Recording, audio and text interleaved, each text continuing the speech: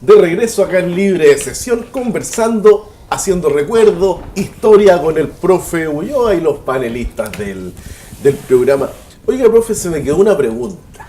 Se cuenta siempre que cuando fue el terremoto del 60 se empezó a mover la tierra y mucha de la gente tomó los botes y se fue al medio del mar. ¿Es verdad eso o un mito? Sí, hay relatos que lo cuentan, que fue tanto el pánico de algunas personas, sobre todo gente que estaba en la faena de las Ostras, en la zona del Golfo de Quetalmahue, Puyinque, que tomaron sus embarcaciones y huyeron bahía adentro para tratar de salvarse.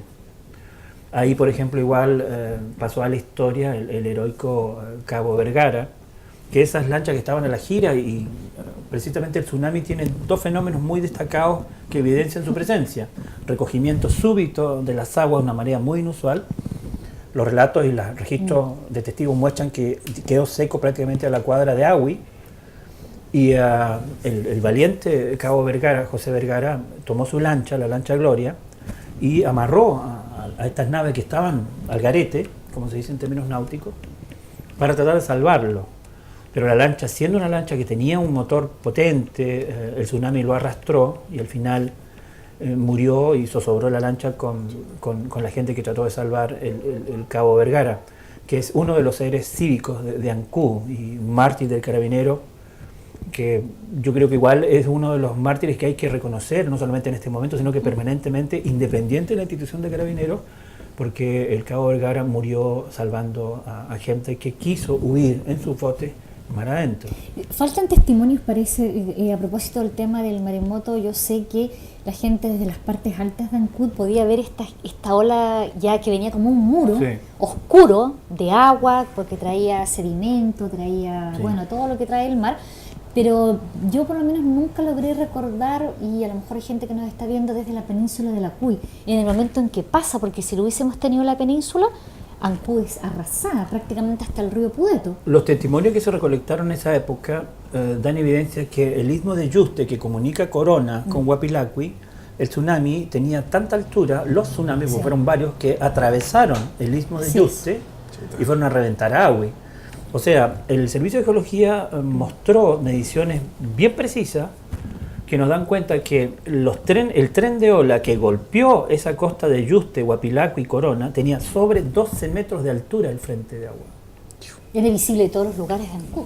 Si no hubiese sido, bien dice la Sol, como tenemos la península de realmente un rompeola, Ancud hubiese sido inundado sobre la cota 20, aquí en la bahía. Entonces la destrucción del barrio La Arena, si bien cuando entran en la bahía los tsunamis tienden a bajar relativamente su altura, pero aumentan la velocidad. Entonces a veces no es tanto el tamaño de la ola el destructor, sino que toda la masa de agua y los residuos que arrastran. Pero los norteamericanos demostraron 12 metros en esos frentes de tsunami, 12 metros. Me imagino que ahora es posible encontrar vestigios cuando uno va camino a Faro Corona. Sí. Del lugar donde... Sí, los norteamericanos encontraron vestigios de hundimiento, incluso en el río Maullín encontraron restos de tsunami 5 kilómetros río arriba. Penetró el tsunami. Destruyó bosques de pinos que tenían 7 metros, la altura de un poste de luz. Lo arrasaron como si fueran estaquitas de fósforo. O sea, el impacto directo en esas zonas de mar abierto fue increíble. 12 metros. Imagínense la gente que vivía en ese sector de la península, ver esa ola, sentir el temblor y ver que están rodeados de mar. Es decir, Corona y Huapilacui, Corona quedó isla en ese momento. Estos son los testimonios que se recogieron en la época. Corona quedó hecho una isla, para que nos podamos imaginar. Porque hay un arenal que une Corona con Huapilacui. Corona quedó hecho isla. Esa fue la magnitud del tren de olas que inundó toda esa zona. No se fue. Cataclismo. Oiga, profe, a propósito de las teorías de conspiración que le gustan a nuestra amiga Sole Lorca, ¿se pueden predecir los terremotos o no se pueden predecir? Hay algunos experimentos en China y en Japón que han logrado, con una gran cantidad de sismógrafos, poder anticipar en 30 segundos la ocurrencia de un evento superior a grado 5. Lo han podido lograr. Pero en el caso de nosotros, de mega fallas, estamos hablando de fallas geológicas de más de 1000 kilómetros, sur de Concepción a Taitao, los geólogos han encontrado evidencia en estratos hundidos, aquí en la zona de Cocotué, de la zona que conoce la gente como Piedra de Rum. Los tsunamis cuando inundan dejan unos mantos que se pueden con material orgánico datar.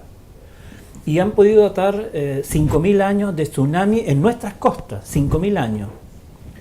De los cuales los ciclos de mega eventos sobre grado 8 tendrían una frecuencia de 300 a 500 años, sobre grado 8. Ya. Por lo tanto, el de 1960 coincide. Los ciclos de eventos sobre grado 7 en nuestra zona tienen una relativa periodicidad de 100 años, 100 a 150 años. Y los mega eventos sobre grado 8, entre 300 y 500. Por los estratos que se han podido medir con radiocarbono en la zona, sobre todo de Cocotué, Piedra del Run. O sea, hemos tenido mega tsunamis hace 5.000 años, con un ciclo de 500 aproximadamente. O sea, tendríamos que esperar uno como para el 2060. Ese es el tema, ese es el tema. Que por ejemplo, si nos seguíamos por el ciclo de los 100 años, el de 1960 pudo haber tenido una réplica de 7 en el 2040, pero tuvimos el 2016. Lo tuvimos antes. Y no es una falla menor, una falla que está activa en la zona del ¿Pero fue de la Guajo. misma falla? ¿O? Es una micro falla dentro de la mega Ya. falla. Aproximadamente estamos hablando de la zona del Guafo al noroeste de Quellón, ¿sí? De 60 kilómetros aproximadamente, que se desplazó varios centímetros. O sea, dentro de la mega falla tenemos micro fallas que se activan por razones que la naturaleza maneja. Vamos hasta el Loli, perrito. Es decir, No, pero de aquí al 2060, no sé. el problema, vamos a Ricardo, es que si se avanzar en activa la falla mañana Sí. y los instrumentos no lo predicen, los japoneses tuvieron un mega sismo en una zona que creían que no se iba a mover nunca y tuvieron 20.000 muertos. Los japoneses. Bueno, pero yo recuerdo que en ese momento cuando llegaron esto y tú estuviste ahí presente, ellos ya nos dejaban, a la gente que ese día asistió, decían, es necesario que ustedes tengan sus construcciones adecuadas y se reafirmó mucho. Planes de todo el evacuación, sísmicas. educación sísmica. Y también el tema de las casas, hacia dónde arrancar. Anculo necesita prácticamente de manera urgente. Y como dice Aldo, las zonas de borde mar, que la gente sepa, y la infraestructura si es pública, que se pueda reconstruir. No grandes estructuras que le generen una energía al tsunami, sino que puedan ser reconstruibles. Ya. Y lo mismo las personas, o sea, la cultura chilota, ustedes saben que es borde marina. Si tenemos palafito y tuvimos palafito, podemos construir un palafito, pero que no sea una enorme estructura que cueste al Estado una locura, sino que pueda ser reemplazable. En el barrio de La Arena, profe, habían construcciones tipo palacito, ¿no es Sí, cierto? sí, ese era el orgullo arquitectónico de ¿Tú la te ciudad acuerdas? junto con la No, catedral. yo todavía no nacía, todavía pero ya. pertenecía. Entonces, Al otro en plano.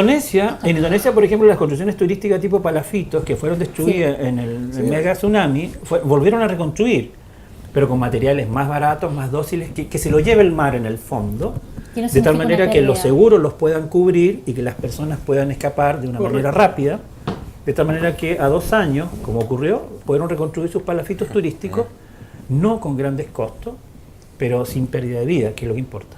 Bueno, pero eso en Indonesia. En Y Indonesia. aquí no tenemos todavía ese plan. Es decir, por ejemplo, la gente pregunta por qué no pudieron reconstruir la catedral o los palafitos, porque fue tanto el pánico, la diócesis entró en pánico, era más barato reconstruir la catedral que echarla abajo, Pero le echaron abajo. lo echaron abajo. Sí.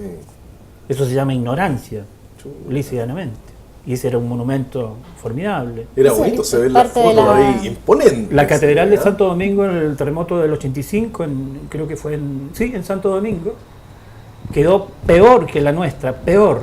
Y hubo una campaña nacional e internacional y reconstruyeron Se reconstruyó. en 10 años. Y Pero precios. a lo mejor acá se dieron otros momentos, estaba muy alejada de la tecnología. Ahí hay una polémica interesante en la historia respecto de quién tomó la decisión, en definitiva, de echar abajo la catedral.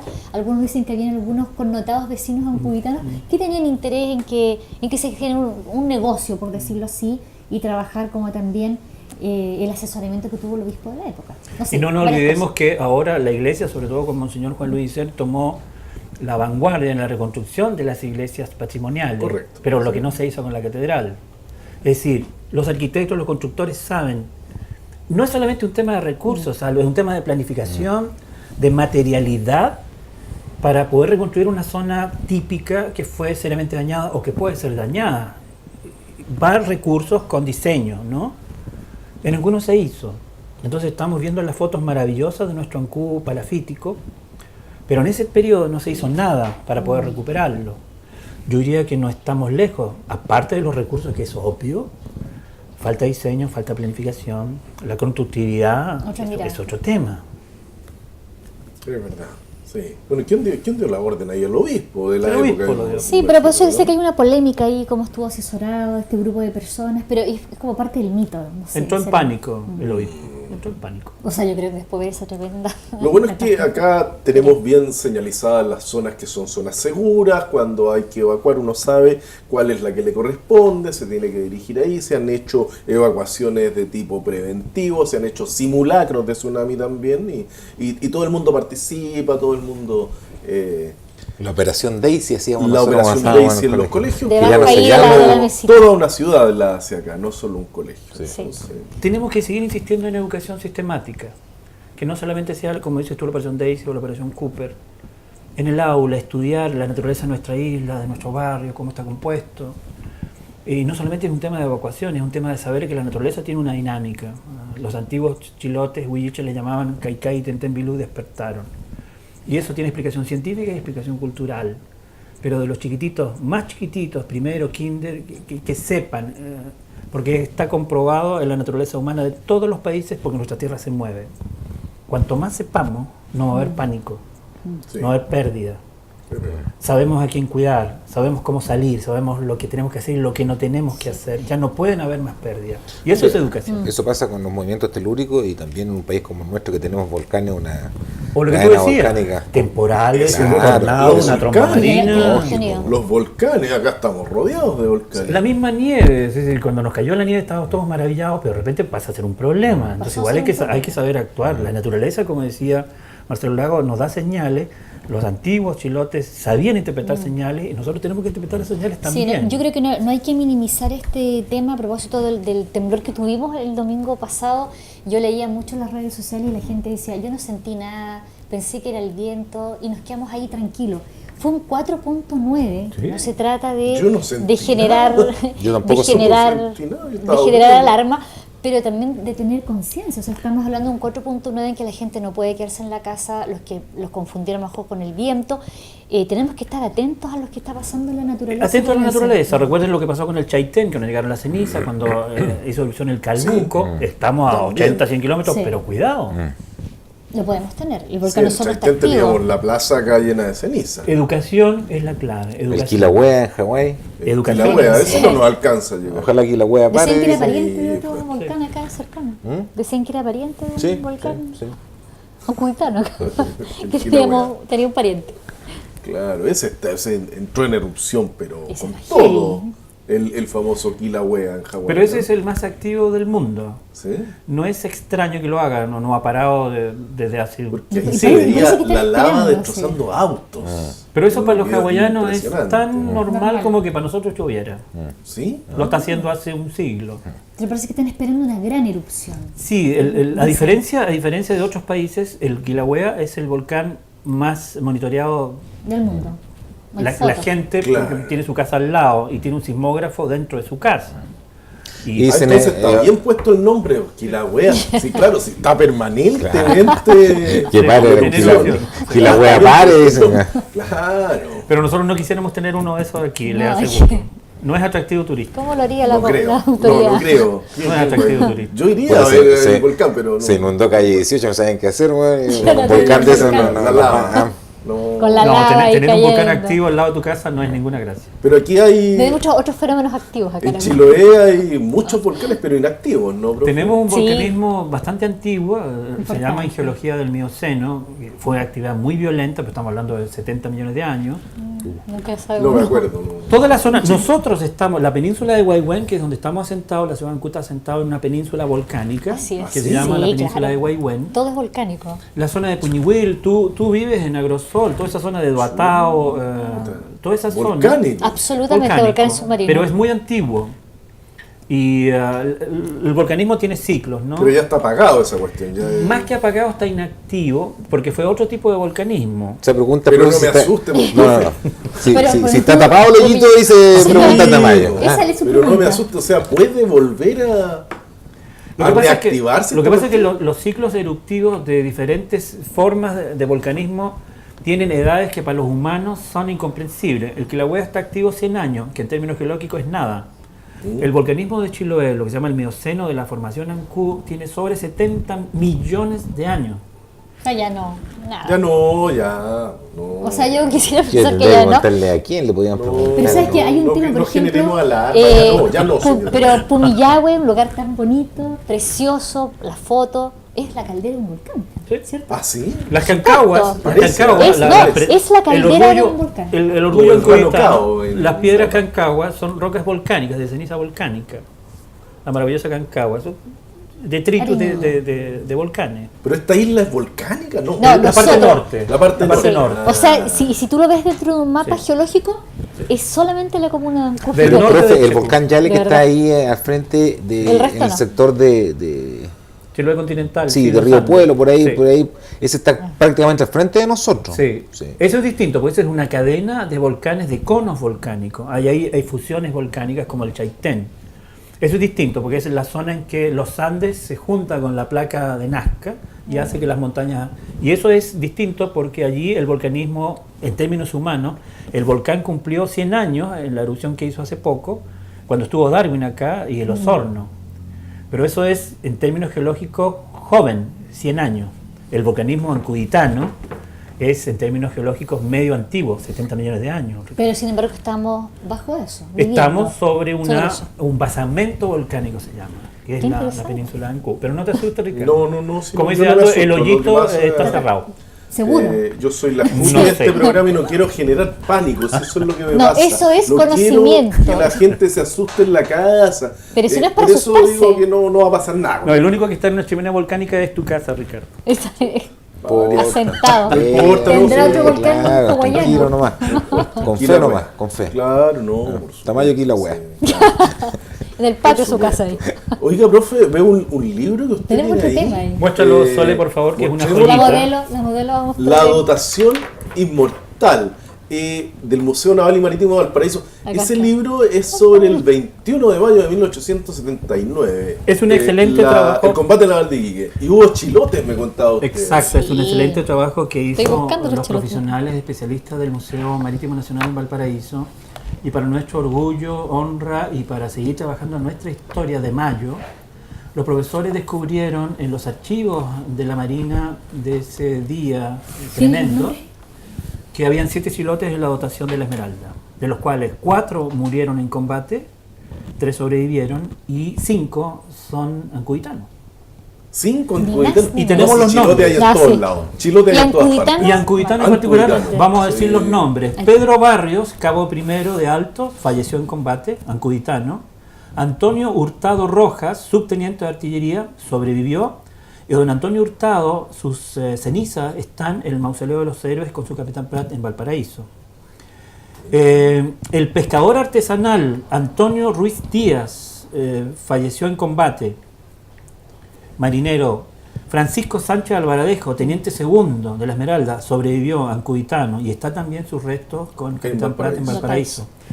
Este nombre es muy particular. José Fructuoso Vargas era mecánico, es uno de los pocos mecánicos que sobrevivió a la explosión de las calderas de la Esmeralda, sobrevivió al combate. Tenemos una calle en Ancud con su nombre. Exacto. ¿cierto? ¿Ah, sí? Sí. José María Márquez, este es un marino Calafate II que reparaba el casco de la nave de Castro, falleció en combate también. Y un calbucano, Nicasio Miranda Uribe, que fue fogonero segundo, murió en combate. Estos son los 7 chilotes que estuvieron en la radio Iquique el 21 de 7 mayo. chilotes. 5 No ancuditanos. tenía idea. Y 5 Sí. ancuditanos de los 7 Y chilotes. todos los documentos de la época señalan de que fueron extremadamente valientes y dignos a la hora de combatir. Todos estuvieron en la pelea sin medra, así que es un orgullo, gracias a este estudio, de que 5 ancuditanos Cuántos son y inmortales. 7 chilotes estuvieron combatiendo. Y allá en Iquique, en el norte. Eran muy apreciados en la época los marinos chilotes, no solamente por su habilidad náutica, sino porque eran muy aguerridos. De hecho, por ejemplo, el caso del pescador artesanal Antonio Ruiz Díaz era pescador artesanal. Y como todos los barcos en esa época hacían a la gira o fondeaban en Ancud porque hacían la derrota hacia Magallanes ida y vuelta, era muy apreciado. Entonces, marinos que le ofrecían embarcarse, ellos no se embarcaron para la guerra, se embarcaron para navegar. iban para Australia, para Europa, para Magallanes, por su habilidad natural. Correcto. Y después a ellos les tocó reclutarse en la guerra. De hecho, ninguno de ellos volvió. La mayor parte de los que murieron en combate fueron enterrados en Iquique o en Valparaíso. ¿Por qué? Porque Ancud en particular y Chiloé en general era un lugar en que todos los barcos internacionales reclutaban marinos por su excelencia náutica. ¿Cómo estaremos ahora? ¿Reclutaremos gente para algún...? Hemos traído varios. Ojalá, Sí, ojalá que no sea para una guerra. No, claro, Claro. pero estaremos un Buen poco punto. ligándolo Claro. con la importancia del marino chilote ya en 1843 con la goleta. Yo creo que ahí... Ese es el Exacto. punto, ese es el punto de unión, y qué bueno que hiciste ese liaison, Sole, porque no es que a los chilotes los vinieron a buscar porque eran buenos marineros y buenos para combatir en el 79. Esa fue la razón fundamental porque eligieron a Chiloé para construir la goleta Ancud, construirla, poblarla y tripularla, y no solamente tripularla, ir a Magallanes hacer el y trabajo. levantar Fuerte Bulnes. Ya desde el siglo XVI, Importante efeméride. incluso antes que Chile existiera, se reconocía a la población chilota, mujeres incluidas por supuesto, que eran los mejores genéticamente habilitados para poder hacer una empresa de esa envergadura. ¿Viste? Estamos capacitados para No, llegar lejos. somos- entonces, Esa ¿no? fue la razón principal porque se eligió Ancud. Y además que los ancuitanos andan en todos lados, sí es verdad. Así que no me extraña que hayan habido 5 en Iquique ese 21 de mayo con Arturo Prat. Y la anécdota del nombre de la goleta Ancud se iba a llamar Bulnes. Por el presidente. Pero el Bulnes. presidente Bulnes, Manuel Bulnes, rechazó, muy orgulloso. Pónganle Ancud. Él dijo, pónganle Ancud porque ahí fue donde se construyó, donde se hizo. Un gesto de su parte. Un gesto de su parte. Otro en se iba a esta- en llamar la esa goleta época Bulnes. le pone su nombre. Y cuando los chilotes llegaron a Punta Santa Ana y construyeron el fuerte, le devolvieron la mano al presidente y lo llamaron Bulnes. Fuerte Bulnes. Claro. Si Sí, no hubiese sabía. sido al Fuerte revés. Fuerte Ancud. Mira, si hubiera zarpado en esta época, la goleta se habría llamado Piñera. Bulnes. Piñera se habría llamado. Piñera, no se Guarda, habría ya. llamado goleta Ancud. Oye, vamos a hacer la última pausa del programa y vamos a volver con la hora de incidentes que nos recordó el profe Ulloa que teníamos en esas épocas cuando el profe venía todos los días viernes acá a conversar. Vamos y volvemos acá en Libre Sesión.